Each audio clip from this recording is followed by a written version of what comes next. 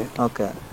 ಇದು ಯಾವ ತರ ಪಿಕ್ಚರ್ ಸಿನಿಮಾ ಇದು ಇದು ಡೈಲಾಗ್ ಇಲ್ಲದೆ ಇರೋ ಪಿಕ್ಚರಾ ಇಲ್ಲ ಪಂಚ್ ಡೈಲಾಗ್ಸ್ಗಿಂತ ಸಿಚುವೇಶನ್ಸ್ ಪಂಚ್ ಆಗುವಂತ ಸಿನಿಮಾ. ಓಕೆ. ಸಿಚುವೇಶನ್ ಈಗ ನಾವು ಹಿಂಗೆ ಕುಂತೀವಲ್ಲ ಹಿಂಗೆಲ್ಲ ಓಡಾಡ್ಕೊಂತ ತನ್ನನ್ನು ತಾನು ಹುಡ್ಕೋತ ಹೋಗುವಂತ ಒಂದು ಕ್ಯಾರೆಕ್ಟರ್ದು ಜರ್ನಿ. ಸೊ ಜರ್ನಿ ಬಗ್ಗೆ ಮಾತಾಡ್ಕೊಂತ ಹೋಗುವಂತ ಅಂದ್ರೆ ಡೈಲಾಗ್ ಹೊಡೆಯಲ್ಲ ಹಂಗಾರೆ ಬಡ್ಗ. ಸೊ ಫಸ್ಟಲ್ಲೇ ಹೇಳ್ದಂಗೆ ಸೊ ಡೈಲಾಗ್ ಅಂದರೆ ನವೀನ್ ಶಂಕರ್ ಅವರು ಡೈಲಾಗ್ಗೆ ತುಂಬ ಫೇಮಸ್ಸು. ಸೊ ಈಗ ಡೈಲಾಗ್ ಹೊಡೆಯಲ್ಲ ಅಂತ ಹೇಳ್ತೀವಿ, ಯಾಕಂದರೆ ಆ ಥರ ಸಿನಿಮಾ ಆ್ಯಕ್ಚುಲಿ ನೋಡಿದವರು ಏನಂತಾರೆ ಅಂತ. ಸೊ ನನಗೆ ಟ್ರೈಲರ್ ನೋಡಿದೆ, ಸಾಂಗ್ ನೋಡಿದೆ, ಸ್ವಲ್ಪ ಅಂದರೆ ಈ ಗುಲ್ಟು ಮತ್ತು ರಿಪೀಟ್ ಅಂದರೆ ಸ್ವಲ್ಪ ಏನೋ ಆ ಥರ ಅಂತ ಅನಿಸ್ತು. ಅದರಲ್ಲೂ ತುಂಬ ಸೈಲೆಂಟ್ ಅಲ್ವಾ, ಜಾಸ್ತಿ ಮಾತಿಲ್ಲ, ಎಂಡಲ್ಲಿ ಮಾತ್ರ ಡೈಲಾಗ್ ಹೊಡಿತೀರ ಅಷ್ಟೇ. ಸೊ ಇದರಲ್ಲಿ ಅದಕ್ಕೂ ಕಮ್ಮಿ, ಭಾಳ ಕಮ್ಮಿ ಡೈಲಾಗ್ಸ್ಗಳು. ಸೊ ಆಮೇಲೆ ತುಂಬ ಸ್ಲೋ ವಾಯ್ಸು. ಸೊ ಏನು ಹೇಳಕ್ಕೆ ಹೊರಟಿದ್ದೀರಾ, ಏನು ಹುಡ್ಕೊಂಡು ಹೊಡ್ತೀರಾ ಆ್ಯಕ್ಚುಲಿ ಟ್ರಾವೆಲಿಂಗಲ್ಲಿ ಅಂತ? ಸಿನಿಮಾನು ಅಷ್ಟೇ, ಅಂದರೆ ನೀವು ತುಂಬ ಭಯಂಕರ ಪೇಸಿ ಕಥೆ ಅಲ್ಲ ಇದು. ಪಿಕ್ಚರ್ ಸ್ಟಾರ್ಟ್ ಆದರೆ ರಪ್ ರಪ್ ರಪ್ ರಪ್ ಅಂತ ಹೋಗುವಂಥ ಕಥೆ ಅಲ್ಲ. ಗುಂಟು ಥರದ್ದು ಒಂದು ಥ್ರಿಲ್ಲರ್ ಆ ಥರದ್ದು ಸಿನಿಮಾನೂ ಅಲ್ಲ. ಓಕೆ. ಒಂದು ಎಕ್ಸ್ಪೀರಿಯನ್ಷಿಯಲ್ ಫ್ಯಾಕ್ಟರ್ ಇಟ್ಕೊಂಡು ಬರೆದಿರೋ ಕಥೆ ಇದು. ಅಂದರೆ ನಮ್ಮನ್ನು ಒಂದು ಅನುಭವಕ್ಕೆ ತಳ್ತಾ ಹೋಗುತ್ತೆ ಸಿನಿಮಾ. ಅದು ನಮ್ಮ ಕಾಲೇಜ್ ಡೇಸ್ನಾಗಿದ್ದಂಥ ಅನುಭವ ಆಗಿರ್ಬೋದು, ಇಲ್ಲ ಅಂತಂದರೆ ಕೆಲಸ ಮಾಡೋ ಮುಂದೆ ಇರುವಂಥ ಅನುಭವಗಳಾಗಿರ್ಬೋದು, ಈಗ ಓದು ಮುಗಿಸಿ ಕೆಲಸಕ್ಕೆ ಹೋಗಿರ್ತೀವಲ್ಲ ಆ ಟೈಮ್ನಾಗಿಂದ ಇರ್ಬೋದು, ಅಥವಾ ನಮ್ಮ ಪರ್ಸ್ನಲ್ ಲೈಫ್ನಾಗಿದ್ದಂಥ ಒಂದು ಜರ್ನಿ ಒಳಗೆ ನಾವು ಅನುಭವಿಸುವ ಒತ್ತಡದ ಲೈಫ್ ಆಗಿರ್ಬೋದು, ಆ ಥರ ಒಂದು ಬದುಕಿನ ಜರ್ನಿ ಆಗಿರೋದ್ರಿಂದ ಆ ಒಂದು ಎಕ್ಸ್ಪೀರಿಯನ್ಷಿಯಲ್ ಫ್ಯಾಕ್ಟರ್ ಮೇಲೆ ಹೋಗುತ್ತೆ ಸಿನಿಮಾ. ಸೊ ನೀವು ಅಲ್ಲಿ ಮಾತುಗಳೂ ಹಾಗೆ ಕಟ್ಕೊಟ್ಟಿದ್ದಾರೆ. ನೀವು ಟೀಸರ್ ನೋಡಿದಾಗ್ಲೂ ಅನಿಸುತ್ತೆ, ಅಥವಾ ಸಾಂಗ್ ನೋಡಿದಾಗ್ಲೂ ಅನಿಸುತ್ತೆ, ಸ್ವಲ್ಪ ನಿಧಾನಗತಿಯಲ್ಲಿ ನಡೆಯುವಂಥ ಒಂದು ಆ ಥರದ ಒಂದು ಪೇಸಿ ಇರುವಂಥ ಕಥೆ ಇದು. ತುಂಬ ಸ್ಪೀಡಾಗಿ ಹೋಗುವಂಥ ಕಥೆ ಅಲ್ಲ. ಸೊ ನಿಮ್ಮ ಅನುಭವಕ್ಕೆ ಅಲ್ಲಿ ಸಿದ್ಧಾರ್ಥನ ಅನುಭವಗಳು ಕಲ್ತ್ಕೊಳ್ತವೆ ಅಂತ.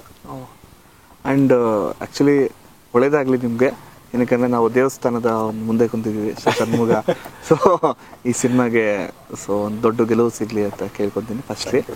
ಆ್ಯಂಡ್ ನನಗೆ ಈ ಟ್ರೈಲರಲ್ಲಿ ಕೆಲವೊಂದು ಸೀನ್ಗಳು ತುಂಬ ಸ್ವಲ್ಪ ಡಿಸ್ಟರ್ಬ್ ಮಾಡ್ತು ಸಡನ್ನಾಗಿ ಹಿಂಗೆ ನೋಡಿದಾಗ. ಸೊ ಆ ಸೀನಲ್ಲಿ ನಾನು ಕೊನೆ ಸೀನ್ ತೊಗೊತೀನಿ. ಅಂದರೆ ಒಬ್ಬ ಹೀರೋ ಅಂತ ಆದವರು ಜಸ್ಟ್ ಜನರಲಿ ಕೇಳ್ತೀನಿ, ಸಿಕ್ಸ್ ಪ್ಯಾಕ್ ಮಾಡಬೇಕು, ಇಲ್ಲ ಹಾಂಕ್ ಥರ ಕಾಣಬೇಕು, ಇಲ್ಲ ಅಂದರೆ ಒಂದು ಬೇರೆ ಥರ ಏನೋ ಕಲರ್ಫುಲ್ಲಾಗಿ ಏರ್ ಸ್ಟೈಲ್ ಏನೋ ಮಾಡ್ಕೋಬೇಕು ಅಂತ ಕಾಣ್ತೀನಿ. ಬಟ್ ಆ ಸೀನ್ ನೋಡಿದಾಗ ನಾನು ಅದನ್ನು ಹಾಕ್ತೀನಿ. ಈಗ ಅದ್ರ ಬಗ್ಗೆ ಹೇಳಲ್ಲ. ನಿನ್ನಂಗಾಗೋದಾದ್ರೆ ನಾನು ದೊಡ್ಡನೇ ಆಗಂಗಿಲ್ಲ ಬಿಡು.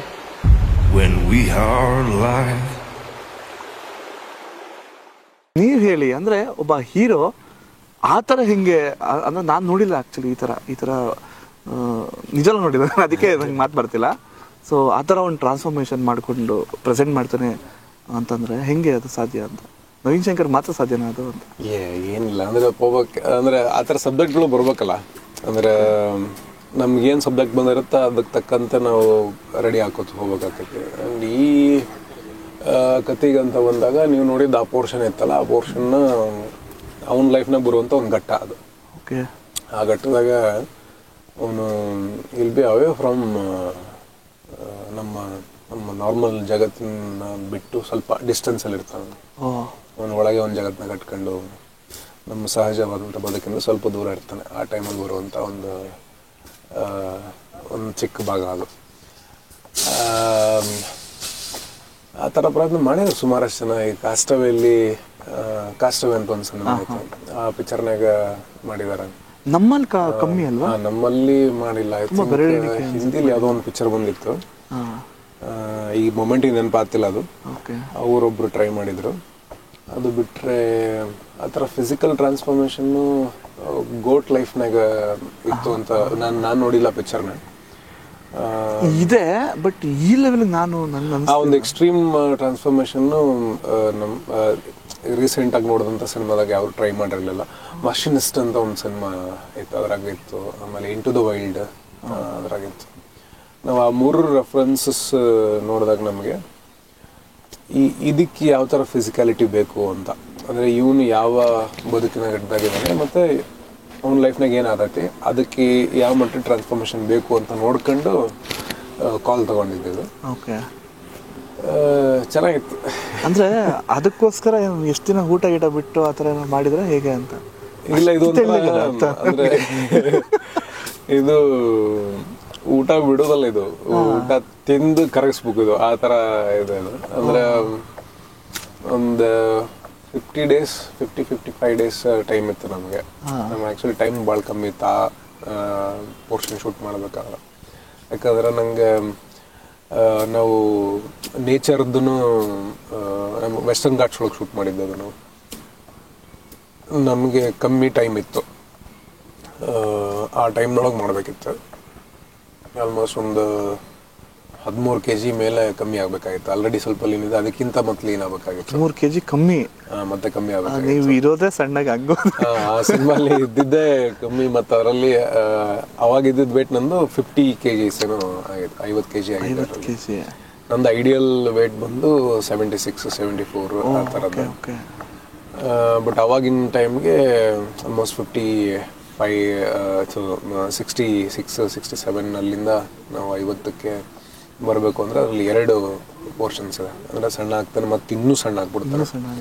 ಸೊ ಆ ಪೋರ್ಷನ್ ಶೂಟ್ ಮಾಡ್ಬೇಕಾರೆ ಆವಾಗ ರೆಗ್ಯುಲರಾಗಿ ಡಾಕ್ಟರ್ ಚೆಕಪ್ ಮಾಡಿಸಿ ಕನ್ಸಿಸ್ಟೆಂಟಾಗಿ ಚೆಕ್ ಇರೋದು ನನಗೆ. ಅಂದರೆ ಒಂದು ವೀಕ್ ಆಗ್ತಿದ್ದಂಗೆ ಮತ್ತೆ ಚೆಕ್ ಮಾಡೋದು, ಎಲೆಕ್ಟ್ರೋಲೈಟ್ ಬ್ಯಾಲೆನ್ಸ್ ಆಗ್ತಿದೆಯಾ ಇಲ್ವಾ ಅಂತ ಅನ್ಕೊಂಡು.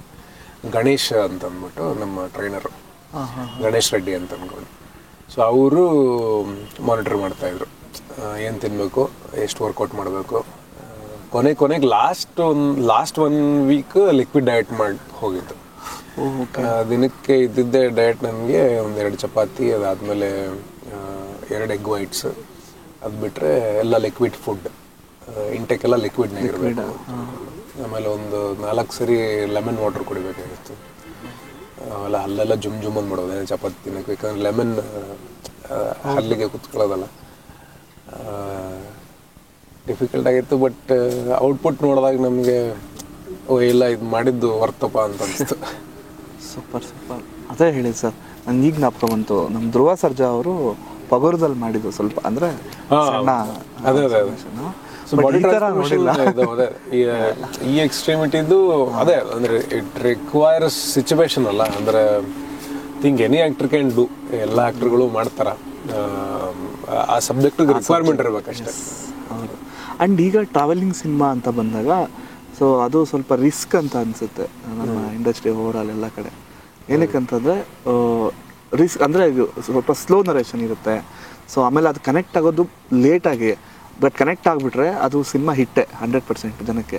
ಅದನ್ನು ಹೇಳೋ ಕೊಡೋ ವೇ ತುಂಬ ಕಷ್ಟ ಅಂತ ಹೇಳ್ತಾರೆ ಡೈರೆಕ್ಟರ್ಗಳು. ಇಲ್ಲ, any drama is difficult. Thriller ಮತ್ತು ಹಾರರ್ ಸಿನಿಮಾ, ಆ್ಯಕ್ಷನ್ ಡ್ರಾಮಾ ಒಳಗೆ ಏನಿರ್ತದೆ ಅಂತಂದರೆ ನಿಮಗೆ ಥ್ರಿಲ್ಲರ್, ಇದು ನನ್ನ ಅನಲೈಸಿಸ್ ಅಷ್ಟೇ. ಸಿನಿಮಾ ಬಗ್ಗೆ ಎಲ್ರಿಗೂ ಒಂದೊಂದು ಇಂಡಿವಿಜುವಲ್ ಒಪಿನಿಯನ್ ಅನಲೈಸಿಸ್ ಇರ್ತದಲ್ಲ, ಹಾಗೆ ನಂದು. ಥ್ರಿಲ್ಲರ್ಸ್ನ ಕಟ್ಕೊಡೋದು ಸ್ವಲ್ಪ ರಿಲೇಟಿವ್ಲಿ ಈಸಿ, ಡ್ರಾಮಾ ಕಟ್ಕೊಳ್ಳೋದು ಭಾಳ ಕಷ್ಟ ನಿಮಗೆ.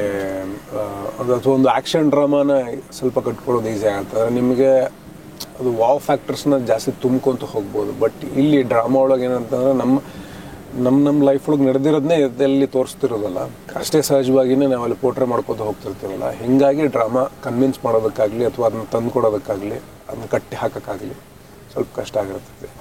ಆ್ಯಂಡ್ ಜರ್ನಿ ಸಿನಿಮಾಗಳು ಆ ಥರದ್ದೇನಿಲ್ಲ. ಕನೆಕ್ಟಿಂಗ್ ಆ್ಯಕ್ಚುಲಿ ಪಾತ್ರ ಕನೆಕ್ಟ್ ಆಗಬೇಕು ಯಾವುದೇ ಸಿನಿಮಾ ಆದ್ರೂ. ಇಲ್ಲಿ ಪಾತ್ರ ಮತ್ತು ಸಿಚುವೇಶನ್ 2 ಕನೆಕ್ಟ್ ಆಗಬೇಕು. Okay. Every film is risk only. Relatively drama ಸ್ವಲ್ಪ ಜಾಸ್ತಿ ರಿಸ್ಕ್ ಅನ್ಸುತ್ತೆ. ಬಟ್ ಏನಪ್ಪ ಅಂದರೆ ಈ ಕತೆ ಚೂಸ್ ಮಾಡಬೇಕಾದ್ರೆ ನಮ್ಮ ಮೊದಲಿಂದ ಗೊತ್ತಿತ್ತು. ಸೊ ಅದಕ್ಕೆ ನಾವು ಟ್ರೈಲರ್ ಕಟ್ ಮಾಡಬೇಕಾದ್ರೆ ಅಥವಾ ಟೀಸರ್ ಕಟ್ ಮಾಡಬೇಕಾದ್ರಾಗಲಿ ಅಥವಾ ಸಾಂಗ್ಗಳು ಮಾಡಿದ್ದಾಗಲಿ, ಸಿನಿಮಾದ ಮ್ಯೂಸಿಕ್ ಆಗಲಿ, ನಾವು ಬಿಡುವಂಥ ಪ್ರತಿಯೊಂದು ಕಾಂಟೆಂಟ್ ಒಳಗೂ ನಾವು ಫೀಡ್ ಮಾಡ್ತಿರೋದು ಅದನ್ನು. You can't expect that speedy, ಫೇಸಿ ಆಗಿರುವಂಥದ್ದು, ಓಡ್ತಾ ಇರುವಂಥ ಒಂದು ಹೈ ಆಕ್ಟೇನ್ ಅಂತ ಏನು ಕರಿತೀವಿ, ಆ ಥರದ್ದು ಸಿನಿಮಾ ಅಲ್ಲ. ಸಿನಿಮಾ ಒಳಗೆ ಬಂದರೆ ನಿಮ್ಮನ್ನು ಇನ್ವಾಲ್ವ್ ಮಾಡ್ಕೊಳ್ಳುತ್ತೆ ಸಿನಿಮಾ. ಸಿದ್ಧಾರ್ಥನ ಜರ್ನಿ ಇನ್ವಾಲ್ವ್ ಮಾಡ್ಕೊಳ್ಳುತ್ತೆ. ಮತ್ತು ಸಿದ್ಧಾರ್ಥ ಎಲ್ಲಿಗೆ ಹೊಂಟಾನೆ, ಮತ್ತು ಯಾವ್ಯಾವ ಪಾತ್ರಗಳನ್ನ ಭೇಟಿ ಆಗ್ತಾನೆ, ಅದು ನಮಗೆ ನಮ್ಮ ಲೈಫಲ್ಲಿ ಭೇಟಿ ಆದವರು ಮತ್ತು ನಮ್ಮ ಲೈಫ್ ಸಿಚುವೇಶನ್ಸು ಎಲ್ಲರನ್ನೂ ನೆನ್ಪು ಮಾಡ್ಕೊತ ಹೋಗ್ತೀವಿ. ವಿಲ್ ರೀಕಾಲ್ ನಮ್ಮದೇ ಮೆಮರೀಸ್ನ ಒಂದಿಷ್ಟು ರೀಕಾಲ್ ಮಾಡ್ಕೋತೀವಿ, ಅಥವಾ ನಮ್ಮ ಲೈಫಲ್ಲಿ ಯಾರೋ ಏನೋ ಮಾತಾಡಿದ್ದು ಅಥವಾ ನಾವೇ ಬೇರೆಯವ್ರಿಗೆ ಯಾರಿಗೋ ಏನೋ ಮಾತಾಡಿರ್ತೀವಿ, ಅದನ್ನು ನಾವು ನೆನೆಸ್ಕೋತೀವಿ. ಸೊ ಆ ಥರ ಅನುಭವಕ್ಕೆ ಕರ್ಕೊಂಡು ಹೋಗುತ್ತೆ ಪಿಕ್ಚರು ಅಂತ. ಸೊ ಅದರದ್ದೇ ಆದಂಥ ರೀತಿಯಲ್ಲಿ ಎಂಟರ್ಟೈನ್ ಮಾಡುತ್ತೆ ಪಿಕ್ಚರು. ಇಟ್ಸ್ ನಾಟ್ ಲೈಕ್ ಏನೋ ರೆಗ್ಯುಲರ್ ಎಂಟರ್ಟೈನರ್ ಥರ ಪಿಕ್ಚರ್ ಅಲ್ಲ ಇದು. ನೀವು ನೋಡ್ತಾ ಇನ್ವಾಲ್ವ್ ಹಾಕೋತ ಹೋಗ್ತೀರಿ ಪಿಕ್ಚರ್ ಒಳಗೆ ಅಂತ. ಓಕೆ. ಆ್ಯಂಡ್ ಇನ್ನೊಂದು ಸಿನಿಮಾ ಒಳಗಡೆ ಅಂದರೆ ನೀವು ಪಾತ್ರಗಳಿರುತ್ತಲ್ಲ, ಎಲ್ಲೂ ಸ್ಮೈಲ್ ಕಾಣಲ್ಲ, ಬಟ್ ನಮಗೆ ಎಂಡಲ್ಲಿ ಏನಾದರೂ ಸ್ಮೈಲ್ ಕಾಣುತ್ತಾ, ಆ ಥರ ಏನಾದರೂ ಇದು this is an emotional journey. But ಏನಂತಂದರೆ ತುಂಬ ಎಲ್ಲ ಇದರಲ್ಲಿ ಹೆಂಗಪ್ಪ ಅಂದರೆ ಒಂದು ಪಾಯಿಂಟಿಂದ ಇನ್ನೊಂದು ಪಾಯಿಂಟ್ ಒಳಗೆ ಒಂದು ಫಿಸಿಕಲ್ ಜರ್ನಿ ಇರ್ತೈತಿ. ಓಕೆ. ಇಂಟರ್ನಲ್ ಆಗಿನೇ ಅವ್ನ ಲೈಫಲ್ಲಿ ಒಂದಿಷ್ಟು ಬದಲಾವಣೆ ಇರ್ತವೆ. ಇದೊಂದು ಕಂಪ್ಲೀಷನ್ ಐತೆ ಇದ್ರಾಗ.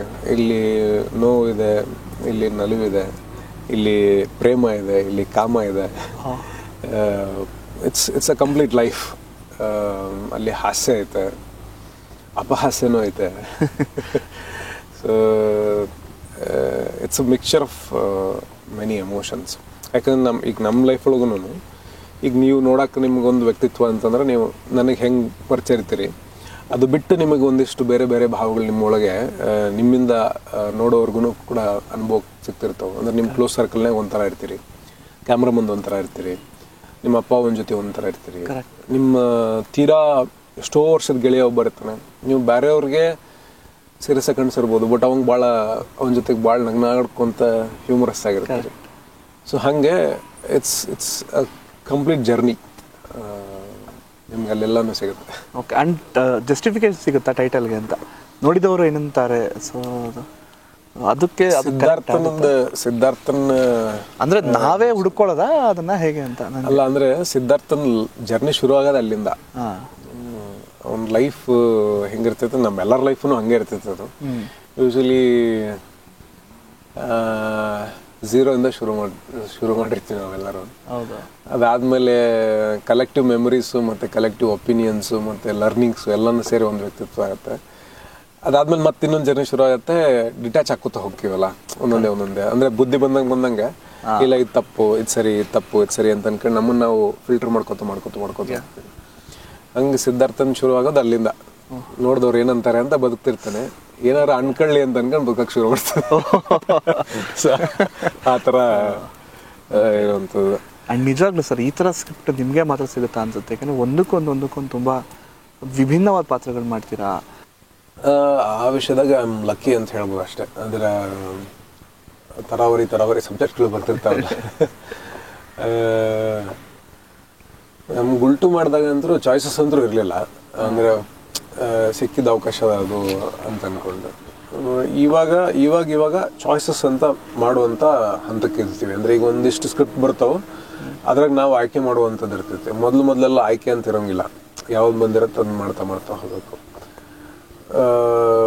ಬಟ್ ಇನಿಷಿಯಲ್ ಟೈಮಿಂದನೇ ನನಗೆ ಚಿಕ್ಕದಾದಂಥ ಒಂದು ಸ್ಪೇಸ್ ಸಿಗ್ತಾ ಹೋಯ್ತು. ಅಂದರೆ ಓಕೆ, ಇದ್ರಲ್ಲಾದ್ರೂ ಆಯ್ಕೆ ಮಾಡ್ಕೋಬೋದು, ಬರುವಂಥ ಕಥೆಗಳಲ್ಲಿ ಇಷ್ಟು ಕಥೆಗಳು ಬಂದರೂ ಅದರಲ್ಲಿ ಆಯ್ಕೆ ಮಾಡ್ಕೋಬೋದು ಅಂತ. ಸೊ ಆ ಫೇಸಲ್ಲಿ ಸೆಲೆಕ್ಟ್ ಮಾಡೋಂಥ ಒಂದು ಕಥೆ ಇದು. ಓಕೆ. ಸೆಲೆಕ್ಟ್ ಮಾಡಬೇಕಾದ್ರೆ ಇಟ್ಕೊಂಡಿದ್ದ ರೀಸನ್ನು ಅಷ್ಟೇ. ಅಂದರೆ ಈ ಥರದ್ದು ಮತ್ತೆ ಮುಂದೆ ಎಕ್ಸ್ಪೆರಿಮೆಂಟ್ ಮಾಡೋಕ್ಕೆ ನಮ್ಗೆ ಸಿಗುತ್ತೋ ಇಲ್ಲೋ ಗೊತ್ತಿಲ್ಲ, ಈಗ ಮಾಡ್ಬಿಡೋಣ ಇದನ್ನ ಅಂತ ಅನ್ಕೊಂಡು ಮಾಡಿದಂಥ ಪಿಕ್ಚರು. ಬಟ್ ಮೇ ಬಿ ಇದು ನಿಮ್ಮ ಲೈಫ್ ಲಾಂಗ್ ಉಳ್ಕೊಳ್ಳುತ್ತೆ ಅಂತ ಅನ್ಸುತ್ತೆ ಈ cinema. Every cinema, every journey is memorable. ಯಾಕಂದರೆ ಒಂದೊಂದು ಪಾತ್ರ, ಈಗ ಆ್ಯಕ್ಟ್ರಸ್ಗಳಿಗೆ ದೇ ಆರ್ ಬ್ಲೆಸ್ಡ್ ಅಂತ ನಾನು ಅಂದ್ಕೊಳ್ಳೋದು. ಅಂದರೆ ಒಂದೇ ಲೈಫ್ನಾಗ ಅವರು ಹಲವಾರು ಲೈಫ್ನ ಲೀಡ್ ಮಾಡ್ಬೋದು. ಅಟ್ಲೀಸ್ಟ್ ಆ ಪಿಕ್ಚರ್ ಹೋಗಿ ತನಕ ಈಗ ಈ ಪಿಕ್ಚರ್ನಾಗ ಸಿದ್ಧಾರ್ಥನ ಲೈಫ್ನ ಲೀಡ್ ಮಾಡಿರ್ತೀವಿ, ಇನ್ನೊಂದು ಪಿಕ್ಚರ್ನಾಗ ಈಗ ಹೊಯ್ಸಳ ಅಂತ ತೊಗೊಂಡಪ್ಪ ಅಂತಂದ್ರೆ ಅಲ್ಲಿ ಬಲಿ ಪಾತ್ರ ಮಾಡಿರ್ತೀವಿ. ಆಮೇಲೆ ಕ್ಷೇತ್ರಪತಿ ಅಂದ್ರೆ ಬಸವ ನೆನಪಾಗ್ತಾನೆ.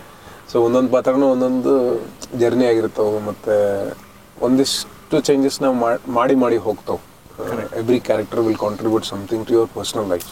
ಕರೆಕ್ಟ್.